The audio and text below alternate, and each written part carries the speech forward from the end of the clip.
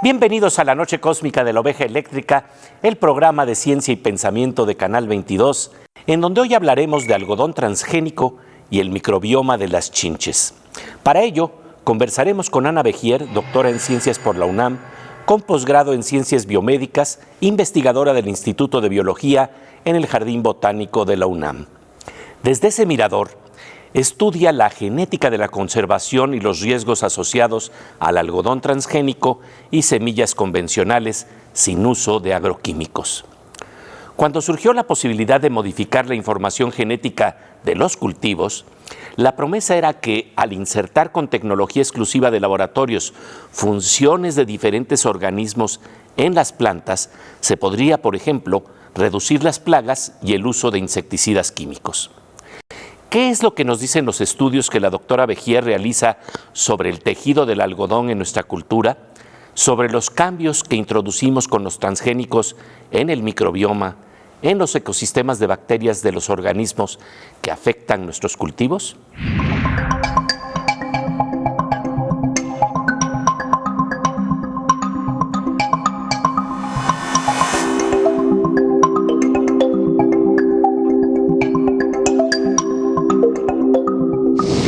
Ana Begier, encantado de que nos acompañes en La Oveja Eléctrica. Encantada de estar aquí, muchísimas gracias, es un honor. Oye, fíjate que pues tú trabajas en el Jardín Botánico de la UNAM y ahí estás también explorando lo que es el algodón, lo que es el maíz. Háblanos de qué nueva ambición te da de estas maravillosas especies que no las conocemos tan a fondo. Tú hablas incluso de la magia del algodón.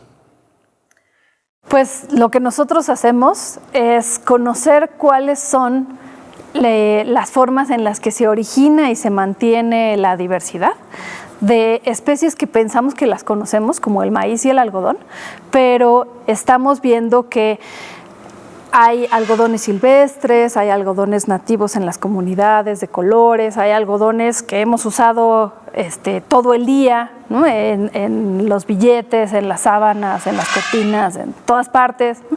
Y todos estos algodones son la misma especie. Entonces lo que nosotros hacemos es conocer, diferenciar cada una de las historias que forman todas estas partes, ¿no? Conocer cómo se entrelazan y qué hace que se mantengan sus diferencias y así se mantengan en el tiempo. Y lo mismo, siento que todas las personas estamos tejiendo junto con las comunidades y sus conocimientos que nos están también ayudando, aportando, ¿no? También vemos qué pasa con los sistemas donde están silvestres, ¿no? En las dunas costeras, ahí en las playas, también hay algodones. Y entonces todas las personas como que nos vamos relacionando en un gran tejido, ¿no? Entonces siento que esa es la forma en la que el algodón nos ha ido uniendo en un gran textil, digamos, en un gran telar. Qué bonito. Y como bien lo planteas desde el punto de vista de la biología evolutiva, saber cómo podemos preservar esa belleza y esa unicidad de estas especies, ¿no? Es que eso es fundamental. Ahora sabemos que viendo la información genética de las especies, nosotros podemos saber cuáles fueron pues, los procesos, ¿no? Las historias que las hicieron como son hoy y entender si fueron las personas, las que moldearon, eligieron qué es lo que querían, qué es lo que les servía, ¿no? Según sus intereses, o si fueron importantes microorganismos, polinizadores o herbívoros, o simplemente fue el aire, las corrientes marítimas. Todo podemos ir viendo a través de la historia que está en la información genética, y eso pues es lo que llamamos biología evolutiva. Pero también entonces cuando entendemos, por ejemplo, en el caso del algodón, que lo más importante para que se mantenga su información genética así diversa y con miles de posibilidades y alternativas para sobrevivir ante cualquier cambio, es que se siga su reproducción a larga distancia, lo que nosotros llamamos el flujo génico, ¿no? Entonces, aunque el algodón es una planta que se puede autopolinizar, o sea, se puede reproducir consigo misma, también es muy importante que se cruce con los que tiene cerca y con los que están muy lejos, y eso es lo que mantiene su diversidad. ¿Qué es lo que ocurre cuando hay cruces con algodón genético modificado? En el momento en el que un algodón transgénico, genéticamente modificado, se cruza con una variedad nativa o con una semilla, digamos, que va a ser guardada y que se va a sembrar el siguiente año y el siguiente año, pues entonces queda libre en el ambiente. Y no hay una banderita que te diga, esta semilla sí tiene y esta semilla no tiene. Yo puedo agarrar puedo ir a un lugar en donde hay granos de maíz y nadie sabe cuál de todos esos millones de granos tiene una modificación genética, no hay manera de verlo. Entonces, se esconde dentro de la variación, y además, como ya no está en el contexto donde había sido estudiado, donde sabían exactamente o pudieron hacer los estudios de cómo se comportaba, pues ahora está en lugares en donde no sabes ni con quién está interactuando, no conocías la diversidad que hay ahí. México es un país megadiverso, ¿no? Y como tal, pues no tenemos la historia y la diversidad de cada una de las especies que hay aquí, y puede ser que esté afectando la diversidad de una bacteria en el suelo, en el aire, en nosotros, en el microbioma, ¿no? Entonces, en muchísimos otros lugares. Entonces, básicamente, las consecuencias pueden estar por todas partes. Justamente veremos algunos de estos efectos que están por todas partes, que están en los microbiomas que forman parte integral de nuestros ecosistemas.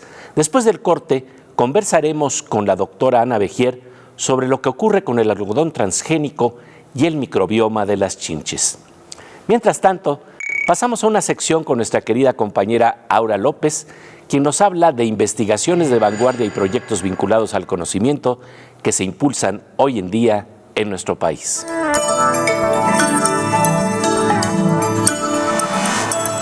Querida Aura, un gusto como siempre encontrarnos aquí en La Oveja Eléctrica. Gracias, Pepe. Oye, y hablemos el día de hoy justamente de la importancia de las semillas. Sí, hoy traigo información muy importante porque estoy segura que si han ido alguna vez al súper o al mercado, automáticamente agarran unas calabazas, tortillas y frijoles, pero rara vez pensamos que estos alimentos vienen de semillas y que el cultivo de estas ha sido la base de nuestra alimentación por siglos. De ahí la importancia de su protección, pues es fundamental preservar la diversidad genética y no caer en los transgénicos. Pero ¿cómo se logra esto? La conservación de semillas puede ser de formas in situ, que es cuando las semillas se preservan en los propios campos de los productores y jardines botánicos, donde se cultivan y mantienen la diversidad, o bien ex situ, que es cuando las semillas están en bancos de germoplasma. Un espacio donde se conserva la mayor diversidad genética de especies agrícolas, forestales, microbiana y pecuarias. Por eso, el CONACYT y el Instituto Vavilov de Rusia acordaron realizar diferentes actividades en cultivos que son relevantes para ambos países, como la recolección de muestras, el rescate de formas relevantes, el intercambio, mantenimiento y renovación de las mismas, la selección de germoplasma, estudios de diversidad genética y estudios ambientales de todas estas acciones. Y un dato curioso es que México ocupa el 5º lugar a nivel mundial en cuanto a biodiversidad genética, y es importante recordar que el cultivo garantiza la seguridad alimentaria entre las naciones. Pues querida Aura, lo que estamos hablando es la importancia de verdad de cuidar, preservar las semillas, tanto en el campo de la agricultura como en el campo de la educación, ¿no? Totalmente de acuerdo, Pepe. Pues como siempre te agradecemos tu presencia aquí en La Oveja Eléctrica. Gracias, Pepe. Muchas gracias, querida Aura. Después de un parpadeo cósmico, volvemos a La Oveja Eléctrica, en donde estamos conversando con la doctora Ana Bejier sobre los efectos múltiples en ecosistemas en donde tenemos algodón transgénico y cambios en el microbioma de las chinches.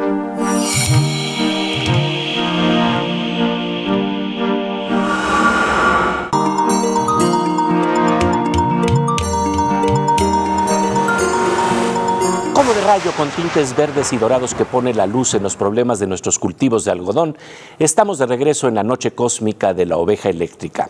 Seguimos conversando sobre el algodón transgénico, los cambios en el microbioma de las chinches y sus repercusiones en el ecosistema. De ello nos habla la doctora Ana Bejier en las investigaciones que impulsa CONACYT para ver el efecto de plantas con modificaciones genéticas. En principio suena bien, por ejemplo, tener un algodón transgénico para controlar plagas de insectos, pero el problema es que la aparente solución conlleva otros problemas. Nos enchincha literalmente con consecuencias que a veces no alcanzamos a ver.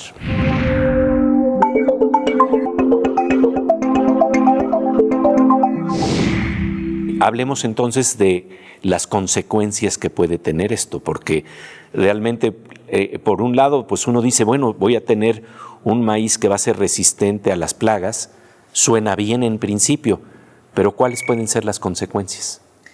Pues pueden ser tantas como casi nos imaginemos, porque haciendo las preguntas y los diseños experimentales para responder estas preguntas, hemos encontrado consecuencias que se dice que son inesperadas. Para nosotros no son tan inesperadas, porque la verdad es que hace 25 años, antes de que se liberaran al ambiente y cuando estaban en desarrollo, ya se había dicho que todos estos problemas que nosotros hemos investigado ahora, si han ocurrido o no, ya se habían predicho. Pero en ese momento se dijo, no, tranquilos, no va a suceder. Y nosotros ahora lo que estamos haciendo es diseños experimentales que sirvan para ver si sucedieron o no sucedieron, y los estamos encontrando. Entonces hay efectos en las otras especies que interactúan, ¿no?, que están en contacto. Por ejemplo, las hormigas defienden al algodón. Bueno, pues hay efectos en este sistema de defensa entre planta e insecto, pero también hay efectos en los microbiomas, incluso de las chinches que se Háblanos de eso, comen. ¿Qué es lo que pasa con las chinches? Esa es una investigación interesantísima de un alumno de doctorado que lo que hizo es las chinches, que son de un género que se llama Dysdercus, pero que las conocemos mucho porque están en los teposanes, algunas personas les dicen Willis, Charlies, no sé, tienen miles de nombres, ¿no? Pero son esas chinches que tienen como crucecitas en la parte de arriba. Esas lo que hacen con el algodón en particular es que toda su vida solamente se alimentan del algodón. Entonces viene la mamá, pone sus huevecillos en donde van a crecer las semillas, y entonces las pequeñas larvas se alimentan de las plantas de algodón.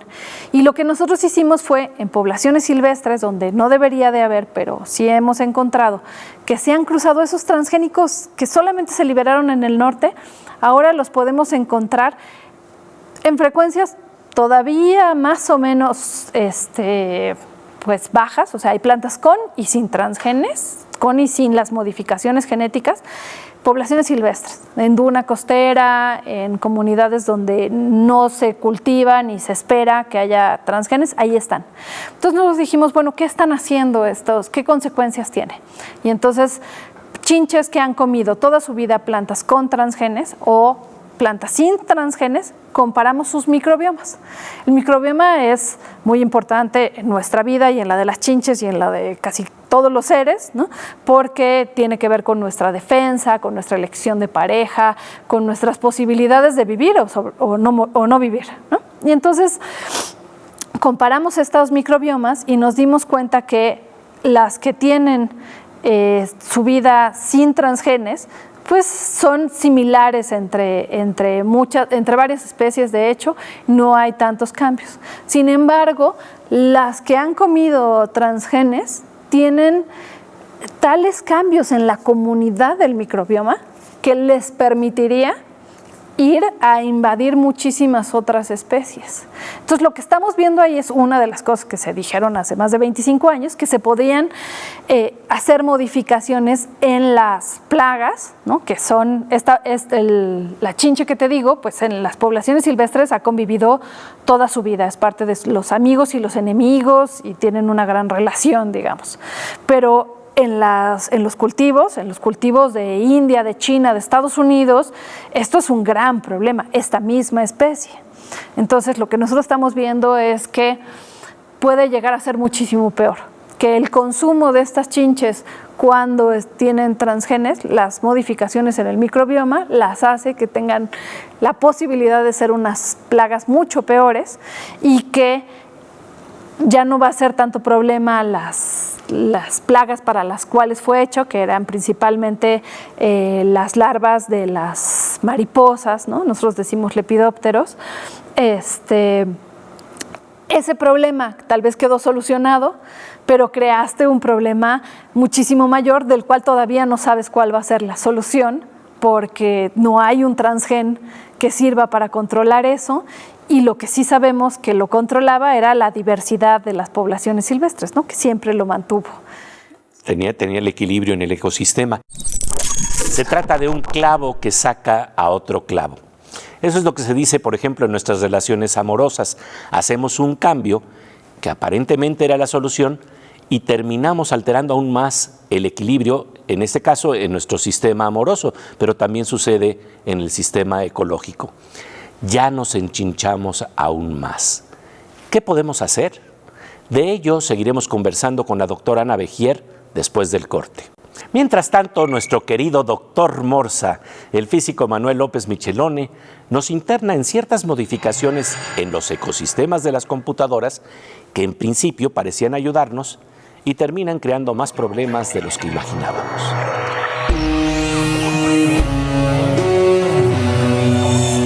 Querido Morsa, un gusto encontrarnos en La Oveja Eléctrica. Gracias, Pepe.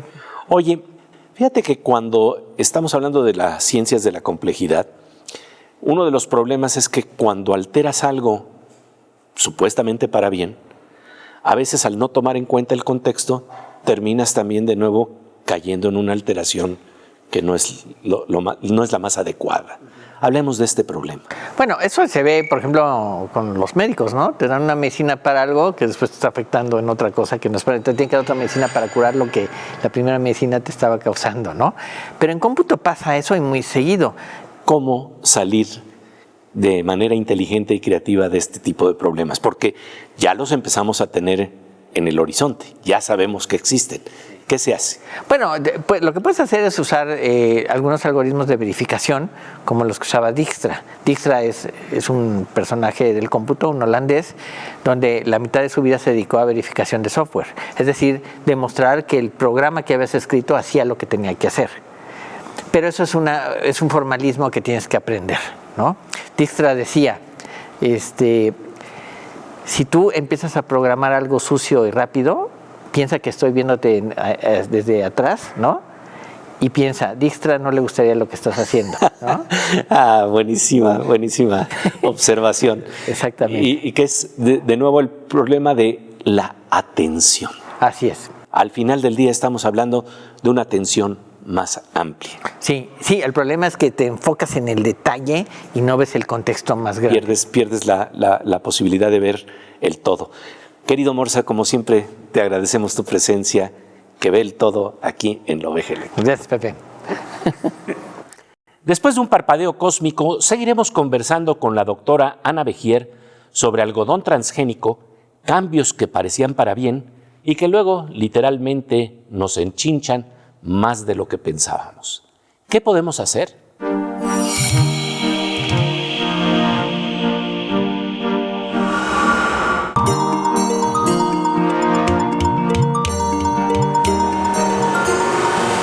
Como de rayo con tintes verdes y dorados que abre panoramas más amplios, estamos de regreso en la noche cósmica de La Oveja Eléctrica y seguimos conversando sobre los efectos del algodón transgénico con la doctora Ana Vejier, especialista en biología evolutiva y genética de la conservación y manejo de especies con centros de origen y diversidad mesoamericanos. En el centro del debate están las intervenciones que hacemos en la naturaleza. Sabemos, por ejemplo, de las posibilidades que se nos abren al introducir la luz, la electricidad en nuestras vidas. La doctora Begier nos dice que se puede utilizar tanto en una silla eléctrica como para salvarle la vida a alguien en un quirófano. Pero ¿qué es lo que pasa cuando al tratar de crear algodón transgénico que reduce una plaga, se abre otra plaga?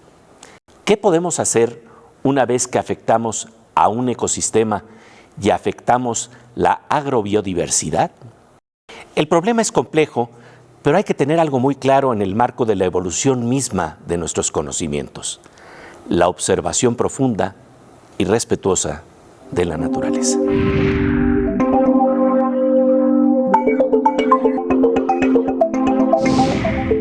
Y hablemos, para finalizar, de algo que me parece muy interesante: la intervención de las comunidades que están en contacto con la naturaleza para mejorar el maíz, porque no estamos hablando al final del día de algo que no tenga que tener intervención humana, pero tal vez se da mejor si tienes más conocimiento del entorno, del lugar, del aire, del espacio en donde viven estos ecosistemas. Pues las personas que están en contacto con los maíces, ¿no? Las personas que están en las comunidades, en el campo, con las que dialogas, además. Exacto, cada día cuidan el maíz, son las que mejor lo conocen. Y es muy curioso porque tal vez entre personas que hemos estado hablando de ciencia mucho tiempo, pues pensamos que nos entendemos y hablamos el mismo lenguaje. Pero cuando empiezas a escuchar cuáles son las razones por las que les está afectando la presencia de estas modificaciones genéticas, ¿no? Por ejemplo, en el algodón se siembra intercalado con el maíz en las milpas de varias comunidades en Oaxaca, en Guerrero, en Veracruz, ¿no? El algodón tradicional, que es de colores, con el que se hacen los telares y los huipiles y todo, ¿no? Estas comunidades están viendo los cambios y están preguntándose cómo vamos a arreglarlos. Podemos arreglar a través de apoyos con laboratorios como el mío, ¿no? Identificar cuáles son las plantas que tienen las modificaciones genéticas, obviamente evitar que se reproduzcan, pero estamos viendo cómo surgen nuevas plagas, estamos viendo cómo ellos piensan que van a atacar esos problemas, y son en realidad las personas que están decidiendo qué es lo que hay que hacer, y nosotros estamos aprendiendo muchísimo con todos ellos. Un ejemplo que es hermoso es de una compañera que se llama Victorina López Hilario, que ella es maestra artesana. Ella ha estado colaborando en distintas investigaciones con nosotros, y cuando nosotros le dijimos algunos de los descubrimientos que teníamos sobre la historia de la domesticación, ¿no? Cómo habíamos descubierto que el algodón se domesticó, se empezó a seleccionar en varios lugares de México de manera independiente, no solamente en la península de Yucatán como se pensaba antes, y le contamos toda la historia, todo lo que habíamos descubierto gracias a muchos diálogos. Fuimos y hablamos de los resultados, y dijo, ay, claro, es que eso también se ve, porque ella lo sentía a través de sus manos, que es su manera de conocer el algodón. Entonces, ella sabe distinguir básicamente las historias, ¿no? A través del tacto, y nosotros hicimos mucho por descubrir casi lo mismo y comprobarlo a través de la genética. Ella podría decir, este es un algodón de Veracruz y tiene esta modificación y lo sentía al tacto, y este es de Mérida, en fin, de esa manera. Esa historia también podía sentirla a través de las manos, ¿no? Y Melania Vega, que es la estudiante de doctorado que hizo toda esta investigación, pues tuvo que hacer un proceso de bioinformática impresionante para llegar más o menos a las mismas conclusiones, lo cual es muy bonito, ¿no? Porque finalmente nos estamos entendiendo, cada quien habla tal vez y conoce con diferentes herramientas, pero estamos trabajando de manera conjunta para, pues, lograr conservar cada una de estas historias, ¿no? Y para tener un laboratorio, que es el de nuestros propios ecosistemas, en donde podemos intervenir, porque sí, efectivamente mejoran y se domestican las especies, pero de una manera que no tiene tanto daño al entorno. Nosotros podemos acompañar estos procesos de conservación, pero quienes originan y mantienen la agrobiodiversidad son las personas. Y cuantos más lugares haya en donde todas estas formas, prácticas, cultura se conserven, pues vamos a tener muchísimas más oportunidades para el futuro, para conocer estos ambientes, para nutrirnos mejor, ¿no? Para conservar, incluso volviendo a las bacterias, ¿no? Si todas estas plantas se están nutriendo de bacterias muy diversas, ¿no? De si tienen bien las bacterias que están en el suelo y sobre las plantas, pues entonces tienen muchísimos más nutrientes y nosotros vamos a ver muchísimos más cambios o mejoras en nuestra salud si nos nutrimos de eso que de alimentos ultraprocesados, chatarras, etcétera, que provienen de esta homogeneidad de los mercados. Entonces México, la forma en la que conservó su agricultura, su agrobiodiversidad, pues es la que nos nutrió bien y tenemos que volver un poco a eso. Volver al laboratorio del campo, en donde de alguna manera estamos haciendo intervenciones también en la naturaleza, pero que de alguna manera están cuidadas por un proceso muy profundo de observación. De verdad, te agradecemos muchísimo, Ana, tu presencia aquí en La Oveja Eléctrica. Muchas gracias a ti y a la audiencia. Se trata de ampliar y complementar lo que concebimos como laboratorios. Se encuentran, por supuesto, en los recintos universitarios, pero también en los espacios mismos, en donde se observan los efectos de carambola de nuestras intervenciones en la naturaleza. Efectos que se pueden dar de una manera respetuosa y llena de conocimiento cuando, por ejemplo, a través del tacto, a través de nuestras manos, se pueden distinguir las variedades del algodón que los laboratorios y los estudios científicos también comprueban. Esto implica diálogo de saberes. Agradecemos la presencia de la doctora Ana Begier en La Oveja Eléctrica.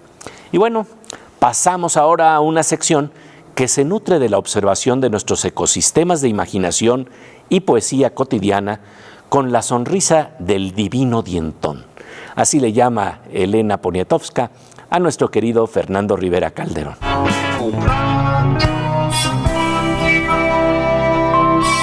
Mis querido Fernando Rivera Calderón, un gusto encontrarnos aquí en La Oveja Eléctrica. Igual, mi querido Pepe, qué gusto de verte siempre. Oye, y para hablar de los ejes de una carreta que lleva chinches, ¿no? Eso es el problema. Híjole, qué horror. Pues es que ya ves que a veces uno quiere resolver un problema en la casa y es mi especialidad. Resuelves uno y causas 3 nuevos problemas. Entonces, lo importante es no romper el equilibrio cósmico y la chinche tiene un papel muy importante. Pues te voy a cantar esta canción que originalmente es de esta Violeta de Genciana. Gracias a las chinches que han picado tanto, tenemos 1000 ronchas que causan quebranto y los plaguicidas no les dan espanto. Se mueren de risa, ríen hasta el llanto, pero yo a las chinches ya no las aguanto.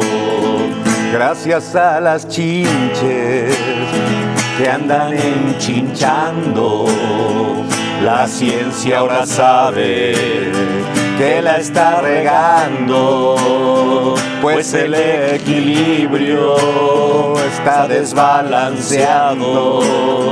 Matan a unas plagas y otras están triunfando. Ahora a las chinches están empoderando. Mientras eso pase, seguirán picando. Mira, Pepe Gordon, ya me estoy rascando.